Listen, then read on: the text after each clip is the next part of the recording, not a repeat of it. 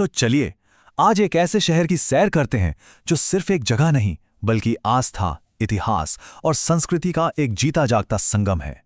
ये सफर है प्रयागराज का। आइए इस पवित्र शहर की आत्मा को और करीब से जानते हैं। देखिए, प्रयागराज का दिल अगर कहीं धड़कता है तो वो है त्रिवेणी संगम। ये सिर्फ एक ज्योग्राफिकल पॉइंट नहीं है बल्कि करोड़ों लोगों के लिए आस्था का महासागर है। सोचिए, यहीं पर भूरे रंग की गंगा हरे रंग की यमुना से मिलती है और साथ में होती है वो अदृश्य सरस्वती नदी, जो इस संगम को और भी ज्यादा रहस्यमयी और पवित्र बना देती है। और यहाँ की आस्था कितनी गहरी है, इसका अंदाजा तो कुंभ मेले से ही लग सकता है। जरा कल्पना कीजिए, हर 12 साल में लाखों करोड़ों श्रद्धालु एक साथ एक ही जगह पर डुबकी लगाते हैं। ये वाकई में दुनिया का सबसे बड़ा और सबसे अविश्वसनीय धार्मिक समागम है। तो इस सफर में हम क्या क्या देखने वाले हैं? सबसे पहले हम संगम के आध्यात्मिक अनुभव में डूबेंगे, फिर शहर के इतिहास की गलियों में घूमेंगे, यहाँ के लजीज खाने का स्वाद चखेंगे, रंग बिरंगे बाजारों की रौनक देखेंगे और आखिर में यात्रा को आसान बनाने के लिए कुछ जरूरी बातें भी जानेंगे। तो चलिए सबसे पहले प्रयागराज की उस आध्यात्मिक आत्मा को महसूस करते हैं जो त्रिवेणी संगम के घाटों पर बसती है। संगम पर पहुंच करना एक अलग ही सुकून मिलता है।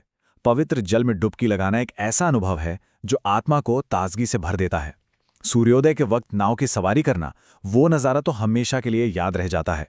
और जब शाम को भव्य गंगा आरती होती है तो पूरा माहौल भक्ति और एक कमाल की ऊर्जा से भर जाता है। और हाँ, अगर सर्दियों में आ रहे हैं तो वार्षिक माघ मेले का हिस्सा जरूर बने। अध्यात्म से अब जरा इतिहास की ओर बढ़ते हैं। चलिए प्रयागराज के शानदार अतीत की उन परतों को खोलते हैं जहां हर पत्थर, हर इमारत अपनी एक कहानी कहती है। इस शहर ने इतिहास को बनते हुए देखा है। 1583 में सम्राट अकबर ने यमुना किनारे वो विशाल किला बनवाया जो आज भी अपनी पूरी शान से खड़ा है। फिर 1870 में एल्फ्रेड पार्क बना जो आज हमें चंद्रशेखर आजाद की वीरता की याद दिलाता है। और 1930 में मोतीलाल नेहरू का आनंद भवन, वो सिर्फ एक घर नहीं बल्कि भारत की आज़ादी के आंदोलन का एक बहुत बड़ा केंद्र बना। अकबर का बनवाया ये किला मुगल वास्तुकला का एक बेहतरीन नमूना है। इसकी भव्य दीवारों के अंदर इतिहास और आस्था एक साथ बसते हैं। एक तरफ सम्राट अशोक का सदियों पुराना स्तंभ है तो दूसरी तरफ पवित्र अक्षय वट वृक्ष। ये किला ऐतिहासिक और धार्मिक दोनों ही नजरियों से बहुत खास है। आनंद भवन सिर्फ एक इमारत नहीं बल्कि भारत की आज़ादी की लड़ाई का एक जिंदा गवाह है। इसकी दीवारों ने स्वतंत्रता संग्राम की ना जाने कितनी रणनीतियों को बनते देखा है। आज एक संग्रहालय है जो हमें उस दौर में वापस ले जाता है और उन महान नेताओं की याद दिलाता है जिन्होंने देश का भविष्य तय किया। शहर की हलचल से दूर इतिहास का एक बड़ा ही शांत कोना है खुसरो बाग। ये 17वीं सदी का एक खूबसूरत मुगल बाग है जहां राजकुमार खुसरो और उनकी मां के शानदार मकबरे बने हुए हैं। यहाँ की वास्तुकला और शांत माहौल सच में मनमोह लेता है। इतिहास की गलियों से निकलकर अब चलते हैं स्वाद की दुनिया में।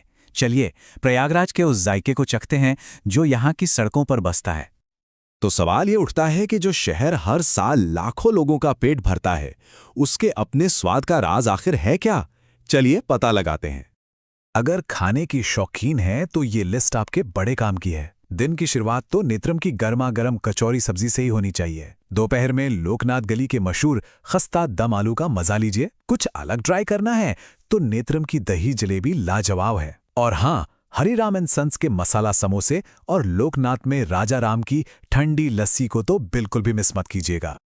और जैसा कि स्थानीय फूड ब्लॉगर गोलू शर्मा कहते हैं, असली स्वाद तो लोकनाथ की गलियों में ही मिलता है।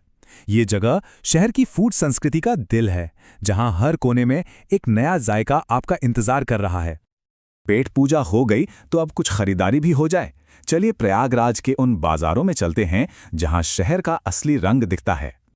यहाँ के हर बाजार का अपना एक अलग ही अंदाज है। अगर पारंपरिक और धार्मिक सामान चाहिए तो सीधे चौक जाइए। किताबों और हैंडीक्राफ्ट के लिए कटरा मार्केट बेस्ट है। कुछ मॉडर्न खरीदना है तो सिविल लाइंस का रुख करें। और हाँ, पीतल के खूबसूरत सामान के लिए लोकनाथ लेन जैसा कोई नहीं। अच्छा, इस शहर से यादगार के तौर पर क्या ले जाएं? आप देवताओं की पीतल की मूर्तियां या पूजा की थालियां ले सकते हैं। कुंभ मेले से जुड़ी कोई यादगार चीज भी एक अच्छा विकल्प है। और हाँ, पवित्र गंगाजल की एक बोतल और रुद्राक्ष की माला लेना तो बनता ही है। तो अब जब आपने शहर को घूम लिया, चख लिया और महसूस कर लिया, तो अंत में आपकी यात्रा को बिल्कुल आसान और यादगार बनाने के लिए कुछ ज़रूरी जानकारी भी देख लेते हैं। यहाँ आने का सबसे अच्छा समय है अक्टूबर से मार्च के बीच का। मौसम घूमने फिरने के लिए एकदम बढ़िया होता है। अप्रैल से सितंबर के बीच गर्मी और मानसून के कारण थोड़ी मुश्किल हो सकती है। और सर्दियों में आने का एक और बड़ा कारण है माघ मेला, जो आपकी यात्रा को और भी खास बना देगा। किसी भी नई जगह की संस्कृति का सम्मान करना बहुत जरूरी है, तो कुछ छोटी छोटी बातें हैं। धार्मिक जगहों पर जाते समय शालीन कपड़े पहनें। मंदिरों में अंदर जाने से पहले जूते चप्पल जरूर उतारें। किसी की भी तस्वीर लेने से पहले उनसे पूछ लें और बाजारों में मोल भाव करते समय विनम्र रहें। ये बातें आपके अनुभव को और अच्छा बनाएंगी। शहर में घूमना फिरना काफी आसान है। ओला जैसी ऐप्स आपको आसानी से मिल जाएंगी।